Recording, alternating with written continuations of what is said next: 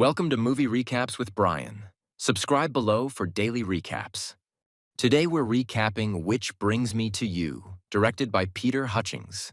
Photographer Will, played by Nat Wolff, and journalist Jane, played by Lucy Hale, meet under less than perfect circumstances at a wedding in the Hamptons.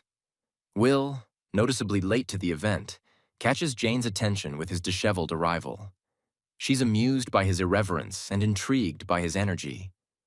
Later, at the reception, Will strikes up a conversation with her, and their banter carries over to a quiet walk on the nearby beach. There's an instant spark, electric, playful, and slightly reckless, which leads Jane to spontaneously propose they sneak into a closet for a quick fling.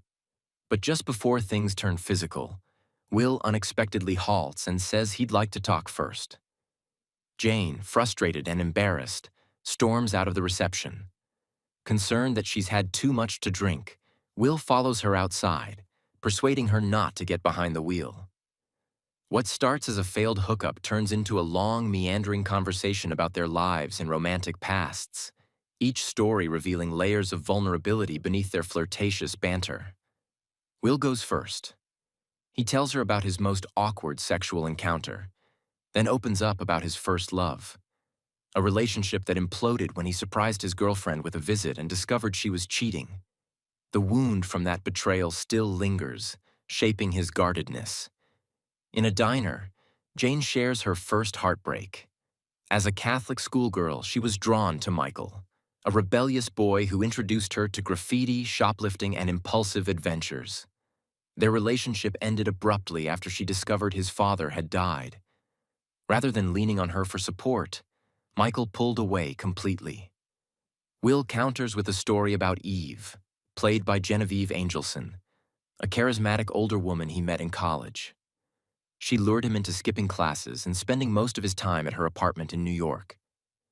Their whirlwind romance ended as suddenly as it began. After he told her he'd be busy for exams, she coldly suggested he not come back at all. He walked out without a word, an Irish exit she herself had once taught him. Jane's next tale is about Elton, played by Alexander Hodge, a magnetic stranger who bought her a drink when she was still underage. His quirky charm fascinated her, but she slowly realized he was struggling with severe mental illness. The turning point came when he stood on a rooftop, loudly declaring his love. After his institutionalization, she visited him once before ending the relationship, recognizing she couldn't fix him. They discover common ground in their family histories. Both are children of divorce. Jane admits she's recently broken off an engagement with a lawyer, while Will insists he's been single for a year, though he's had casual flings in the past. Then Jane reveals her most devastating relationship, a romance with a professor while she was in graduate school. He was agoraphobic and a recovering alcoholic. She moved in with him and adapted to his reclusive lifestyle, but when they tried to attend a social gathering together, he couldn't face it and backed out. She returned home later to find him drunk on the porch. The next morning, he desperately proposed to keep her from leaving, but she walked away. In a flashback, she's shown visiting his grave. She quietly confesses to Will that she still feels responsible for his death. In the early hours of the morning, their conversation turns intimate again. Will begins telling her about a singer named Audrey, but stops halfway, and they finally give in to their attraction, making love in his motel room.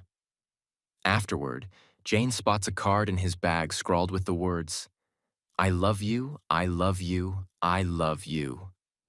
Will admits Audrey was someone he loved deeply. They lived together until he broke things off, only to learn she was pregnant. The card is for their daughter, Juliet, who is almost 5. Jane feels blindsided, angry that Will didn't share this sooner. She accuses him of being incapable of real commitment and storms out. Will, shattered, drives to the beach, calls Juliet, and then impulsively dives into the ocean. Meanwhile, Jane walks along the roadside, conflicted, and asks her rideshare driver to turn back. By chance, Will passes them in his car, and Jane has the driver follow him. She finds him on the same beach where they'd spoken earlier. This time, Will talks openly and joyfully about Juliet, describing their bond and the love he feels for her. Jane sees sincerity in him, his guardedness beginning to drop. They admit that in the span of one night, they've each become more curious and invested in the other than they expected. Both recognize that their histories are messy, but maybe that's exactly why they should take the risk.